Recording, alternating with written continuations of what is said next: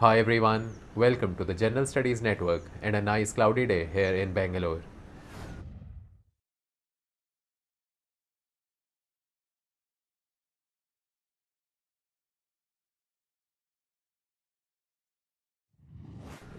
If you have begun your UPSC civils preparation and especially polity, you would definitely know about the preamble of the Indian Constitution. We are going to discuss the preamble as a whole in more detail in a later series of videos, but in this particular series, I want to focus on one important aspect that is often overlooked by most aspirants. You know how the preamble begins. We, the people of India, having solemnly resolved to constitute India into a sovereign, socialist, secular, democratic republic and to secure to all its citizens, and so on and so forth. Have you ever considered why we use the words democratic republic? You might have read in some places that a republic is a nation that is not a monarchy. But if that is the case, even in a democracy, people elect their representatives, right? So why have we used both these terms then? Aren't they very similar? And if they are synonyms, then the preamble could just have said sovereign socialist secular republic or sovereign socialist secular democracy. Both of these have been used together in democratic republic. So obviously there is something deeper to understand here, and a deeper understanding of this concept will help you write better answers to questions like these which have all appeared in recent UPSC mains. Apart from these, it will also help you enrich answers to lots of other questions in general studies. And if you have options like public administration or political science, you will be able to write better answers and also write more powerful essays. So without further ado, let's get started.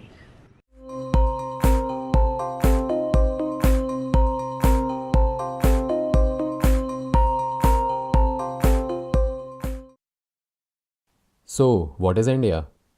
On the passport, it is called the Republic of India, but in the news, we generally hear of India being called the world's largest democracy. Largest, of course, refers to the number of people involved in the democracy, which means the number of voters, not the area of the country.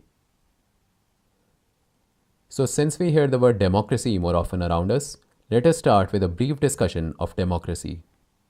How is democracy defined? One of the most famous definitions comes from Abraham Lincoln's immortal words from the speech he gave at Gettysburg in the American Civil War. In the conclusion of the speech, he said, "Government of, by, and for the people." It is a very nice definition, but is such a government safe for the people? Let us examine the world's first democracy, ancient Greece. Or more exactly, the city-state of Athens in ancient Greece. Athens, along with its surrounding territory of Attica, is considered the world's first democracy. In the 5th century BC, it was a direct democracy where there was no king, and all free adult males could take part in discussions on how to govern the city or polis. Polis is the ancient Greek word for city and gives rise to the words polity and politics. The problem with democracy is that those who form the majority can try to subdue those who disagree with them. There is also the risk of mob hysteria, where a crowd of people may get emotionally charged and do something violent against a minority group or against public property. The great philosopher Socrates, who was from Greece, questioned this might is right approach and was sentenced to death by drinking poison by the democratic majority who were offended by his views.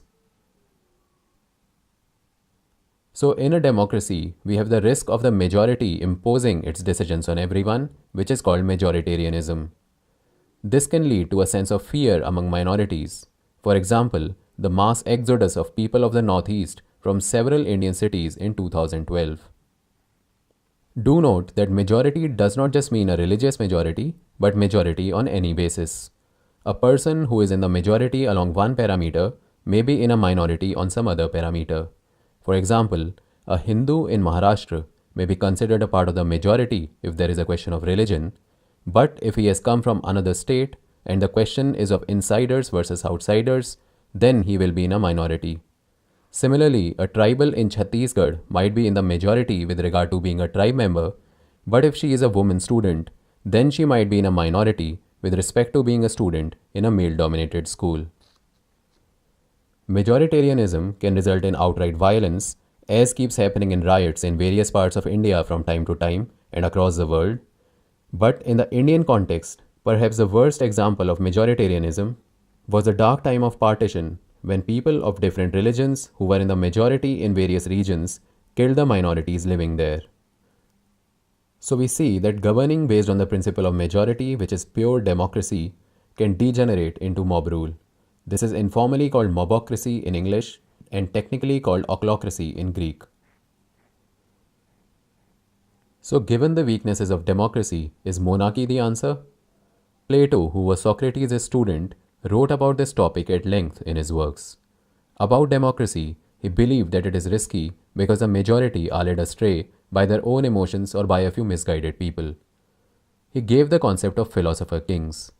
According to him, governance should be done by philosopher kings who are perfect rulers who do not have greed or lust for power and govern purely for justice and everyone's welfare.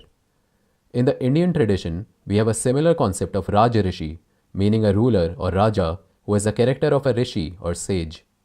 In his governance treatise, the Arthashastra, Chanakya has stated that the Rajrishi's primary duty is to uphold dharma or virtue and righteousness in his kingdom and in his own self, thus ensuring the welfare of his citizens. Such a Rajrishi is expected to have no greed for money or for power. These are idealized conceptions of how a ruler should be. In the real world, we mostly see examples of human weakness. People have greed and a lust for power. As Lord Acton has said, power tends to corrupt and absolute power corrupts absolutely. Historically, it has been seen that monarchy degenerates into despotism, which means tyranny and dictatorship. Even in pre-independence India, many kings often ruled despotically, making themselves rich by exploiting farmers and other citizens who generally remained very poor. This is a memorial to Nelson Mandela at the site where he was arrested by the apartheid-era South African government. It is designed to look like the bars of a jail. Mandela spent 27 years in jail while fighting injustice and oppression. Mandela said, "Poverty is not an accident. Like slavery and apartheid, it is man-made and can be removed by the actions of human beings." So Mandela has clearly stated that those who govern are responsible for the conditions of a country and of its citizens. And by the way, quotes by such great leaders are very useful in essays. So continuing with the topic, we see that whether it is a democracy or a monarchy or any other system, governance has to be done effectively, only then will it ensure the welfare of citizens. But in all the systems we have seen till now, there is a flip side. The ancient Greek philosophers defined it in this way. If there is rule by one person, a hereditary king or queen ruling over a kingdom's subjects, while keeping their welfare in mind, it is a true monarchy. But it can degenerate into tyranny, where the ruler cares only about increasing his or her own wealth and power. There is another system where a few people of an enlightened nobility rule together for the welfare of all, called an aristocracy. But it can become an oligarchy, where these few members care only about their own benefit. And finally, we have democracy, which can turn into an ochlocracy as we discussed. So given all these systems of governance and how they can get perverted due to human weakness, what is the solution? The solution is to have rule of law, not rule of men. This is the defining feature of a republic. A republic is a nation that is governed according to clear codes of law and a transparent process of making and updating those laws and of implementing them. Let us pause this polity session here for now. In the upcoming sessions, we will discuss the Republic in detail, looking also at various international examples. Then we will see in depth the Indian Constitution's republican and democratic features. And finally, we are going to see how to utilize all this knowledge to write much better mains answers across seemingly diverse questions. So stay tuned. See you again soon.